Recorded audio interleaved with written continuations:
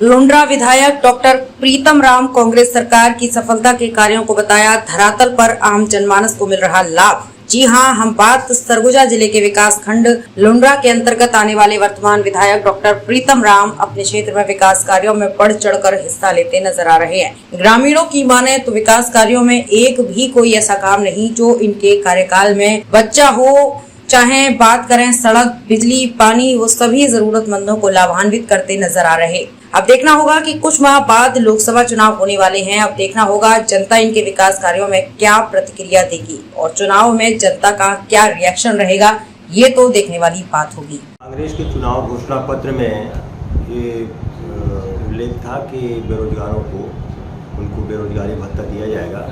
इसी क्रम में छत्तीसगढ़ शासन ने वायदा पूरा करते हुए जितने भी शिक्षित बेरोजगार हैं उनको बेरोजगारी भत्ता देने का कदम उठाया है।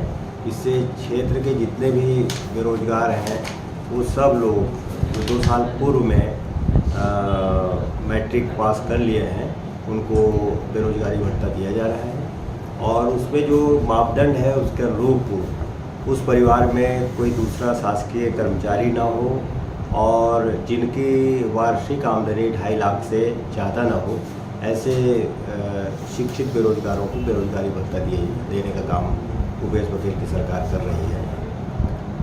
निश्चित रूप से छत्तीसगढ़ शासन के द्वारा बहुत ही अच्छे काम किया जा रहा है। सभी वर्गों के लिए काम का व्यवस्था किया जा रहा है।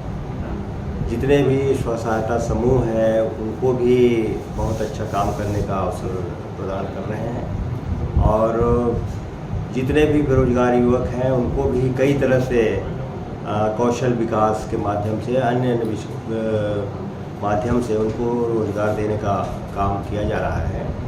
और इन्हीं सब कारणों से यहाँ पर बेरोजगारी दर जो है बहुत ही कम है। और चूँकि चुनाव में घोषणा था कि बेरोजगारों को बेरोजगारी भत्ता दिया जाएगा, तो जितने भी बाकी पात्र बेरोजगार मिल रहे हैं उनको बेरोजगारी भत्ता दिया जा रहा है।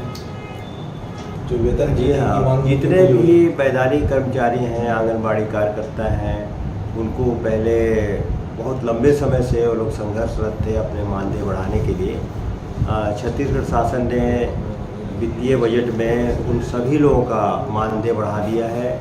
आंगनबाड़ी कार्यकर्ताओं का मानदेय 10,000 कर दिया गया है, सहायिकाओं का 5,000 कर दिया गया है, मिनी आंगनबाड़ी कार्यकर्ताओं को 7,500 मानदेय दिया जा रहा है। इसी के साथ ही साथ जितने भी मितानिन हैं उनको जो उनका पैकेज निर्धारित है उसके अतिरिक्त उनको 2,200 रुपये प्रति माह मानदेय देने का काम किया जा रहा है। गांव के पटेल हैं, चौकीदार हैं और बैगा हैं, सभी लोगों को कहीं न कहीं से मदद देने का काम जो है भूपेश बघेल की सरकार कर रही है। और जितने भी वृद्धा पेंशन देने का जो काम चल रहा है उसमें भी जो 350 रुपया उनका मानदेय दिया जाता था उसको बढ़ा करके 500 रुपये प्रति माह कर दिया गया है। स्कूलों में जो बच्चे अध्ययनरत हैं उनका भी स्टाइपेंड बढ़ा दिया गया है।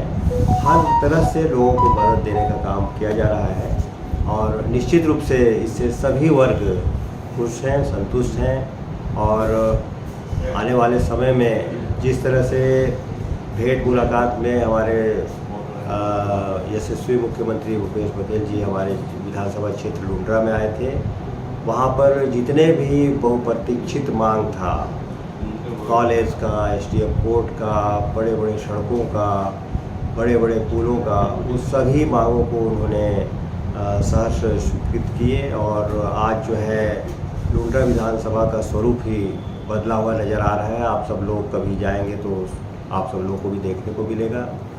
चाहे रघुनाथपुर से धौरपुर तक का सड़क, धौरपुर से फिर बरियों तक का सड़क, फिर लुंड्रा से बिलासपुर चौक तक का सड़क और अंबिकापुर अंबिकापुर विकास खंड से, जैसे कि अंबिकापुर से दरिमा, ये मेरे विधानसभा क्षेत्र में ही आता है, वहाँ तक का सड़क, उच्च स्तरीय सड़क का निर्माण कंप्लीट हो चुका है।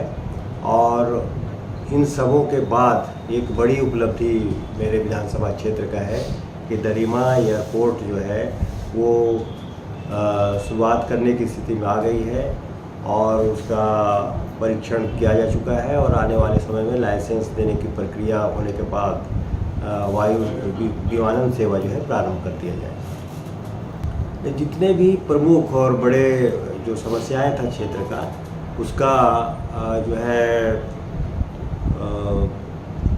मेरे इस कार्यकाल में उन सभी कामों का स्वीकृति मिल गया है और काम जो है युद्ध स्तर पे चल रहा है, पूर्णता की ओर है।